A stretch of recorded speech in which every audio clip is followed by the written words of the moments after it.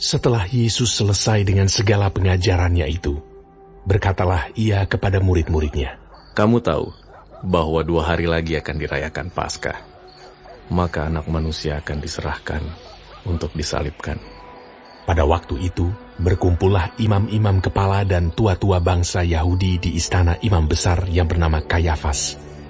Dan mereka merundingkan suatu rencana untuk menangkap Yesus dengan tipu muslihat dan untuk membunuh dia. Tetapi mereka berkata, "Jangan pada waktu perayaan, supaya jangan timbul keributan di antara rakyat."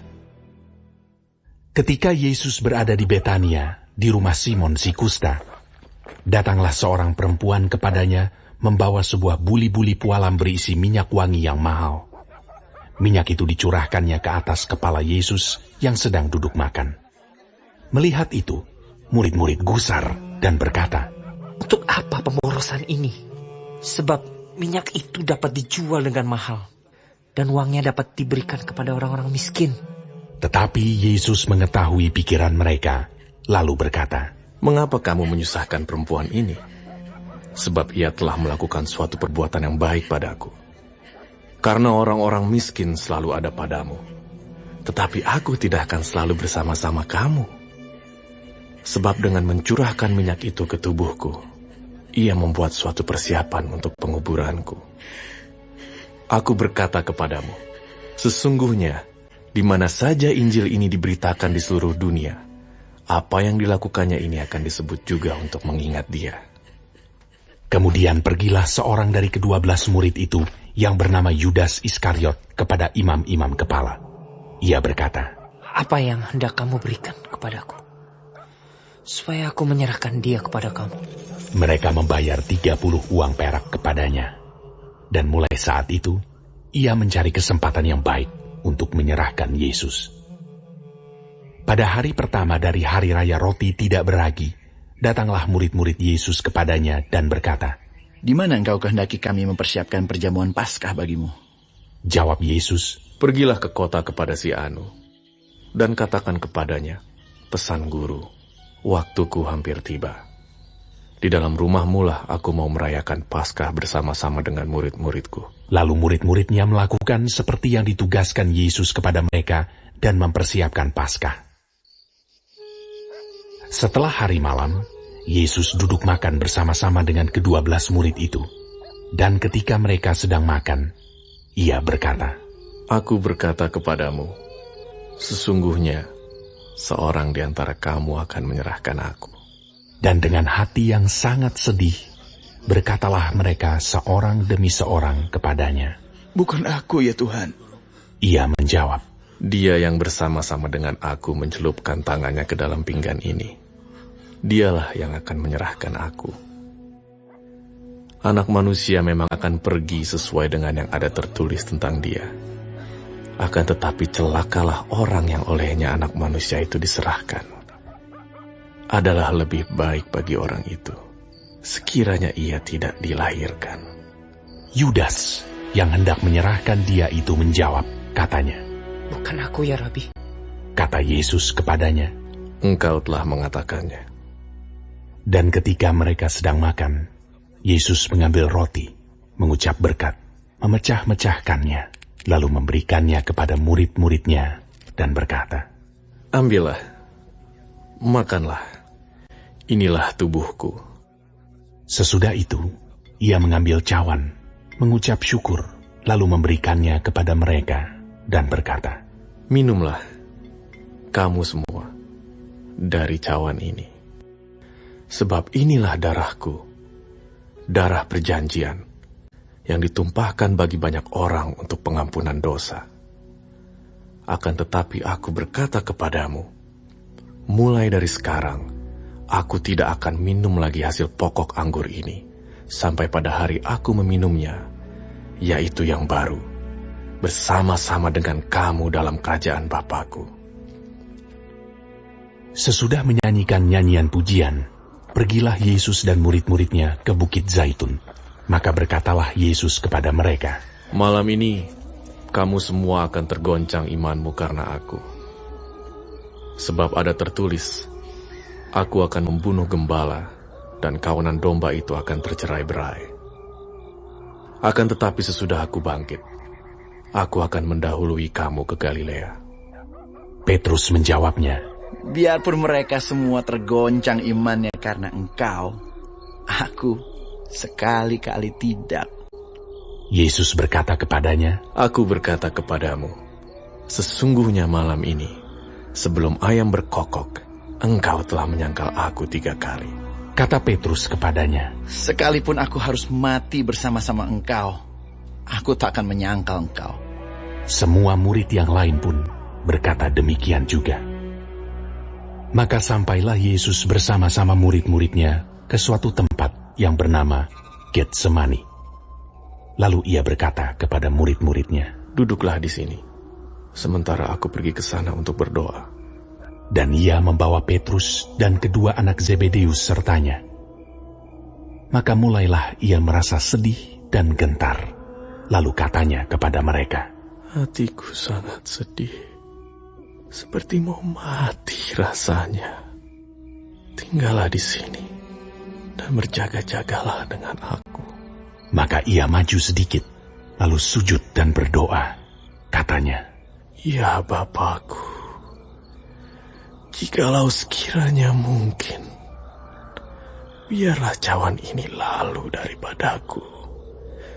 Tetapi janganlah seperti yang ku kehendaki, melainkan seperti yang Engkau kehendaki." Setelah itu ia kembali kepada murid-muridnya itu, dan mendapati mereka sedang tidur.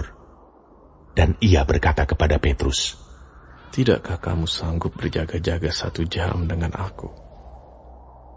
Berjaga-jagalah dan berdoalah, supaya kamu jangan jatuh ke dalam pencobaan. Roh memang penurut, tetapi daging lemah." Lalu ia pergi untuk kedua kalinya dan berdoa. Katanya, "Ya Bapakku, jikalau cawan ini tidak mungkin lalu, kecuali apabila aku meminumnya, jadilah kehendak-Mu." Dan ketika ia kembali pula, ia mendapati mereka sedang tidur, sebab mata mereka sudah berat. Ia membiarkan mereka di situ, lalu pergi dan berdoa untuk ketiga kalinya, dan mengucapkan doa yang itu juga. Sesudah itu, ia datang kepada murid-muridnya, dan berkata kepada mereka, "Tidurlah sekarang, dan istirahatlah. Lihat, saatnya sudah tiba, bahwa Anak Manusia diserahkan ke tangan orang-orang berdosa.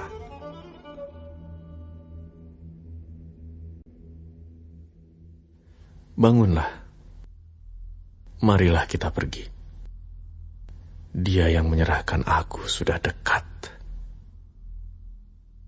Waktu Yesus masih berbicara, datanglah Yudas, salah seorang dari ke-12 murid itu, dan bersama-sama dia serombongan besar orang yang membawa pedang dan pentung, disuruh oleh imam-imam kepala dan tua-tua bangsa Yahudi. Orang yang menyerahkan dia telah memberitahukan tanda ini kepada mereka. Orang yang akan kucium, itulah dia. Tangkaplah dia. Dan segera ia maju mendapatkan Yesus dan berkata, Salam Nabi. lalu mencium dia. Tetapi Yesus berkata kepadanya, "Hai teman, untuk itukah engkau datang?" Maka majulah mereka memegang Yesus dan menangkapnya. Tetapi seorang dari mereka yang menyertai Yesus mengulurkan tangannya, menghunus pedangnya, dan meletakkannya kepada hamba imam besar sehingga putus telinganya. Maka kata Yesus kepadanya, "Masukkan pedang itu kembali ke dalam sarungnya, sebab barang siapa menggunakan pedang akan binasa oleh pedang. Atau kau sangka bahwa aku tidak dapat berseru kepada Bapakku, supaya ia segera mengirim lebih dari 12 pasukan malaikat membantu aku? Jika begitu, bagaimanakah akan digenapi yang tertulis dalam kitab suci yang mengatakan bahwa harus terjadi demikian?" Pada saat itu Yesus berkata kepada orang banyak, "Sangkamu aku ini penyamun? maka kamu datang lengkap dengan pedang dan pentung untuk menangkap aku. Padahal tiap-tiap hari aku duduk mengajar di bait Allah dan kamu tidak menangkap aku. Akan tetapi, semua ini terjadi supaya genap yang ada tertulis dalam kitab nabi-nabi. Lalu semua murid itu meninggalkan dia dan melarikan diri. Sesudah mereka menangkap Yesus, mereka membawanya menghadap Kayafas, imam besar. Di situ telah berkumpul ahli-ahli Taurat dan tua-tua. Dan Petrus mengikuti dia dari jauh sampai ke halaman imam besar, dan setelah masuk ke dalam, ia duduk di antara pengawal-pengawal untuk melihat kesudahan perkara itu. Imam-imam kepala, malah seluruh mahkamah agama mencari kesaksian palsu terhadap Yesus supaya ia dapat dihukum mati. Tetapi mereka tidak memperolehnya, walaupun tampil banyak saksi dusta. Tetapi akhirnya tampillah 2 orang yang mengatakan, "Orang ini berkata, aku dapat merubuhkan bait Allah dan membangunnya kembali dalam 3 hari. Lalu imam besar itu berdiri dan berkata kepadanya, "Tidakkah engkau memberi jawab atas tuduhan-tuduhan saksi-saksi ini terhadap engkau?" Tetapi Yesus tetap diam.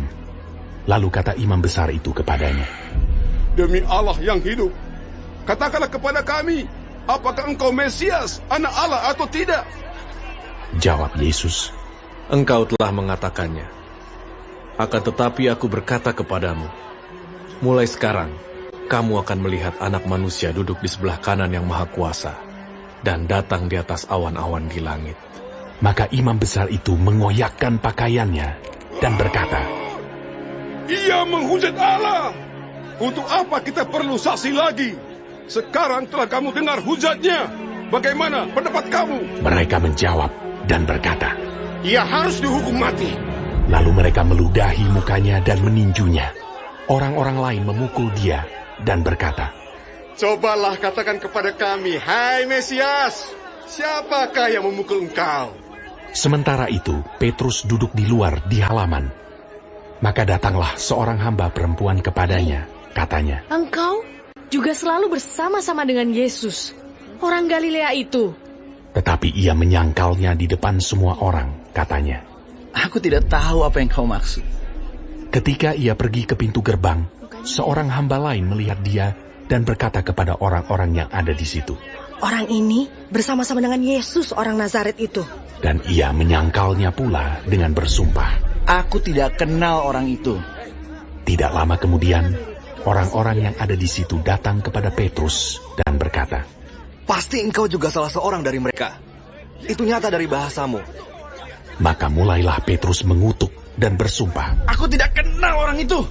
Dan pada saat itu, berkokoklah ayam.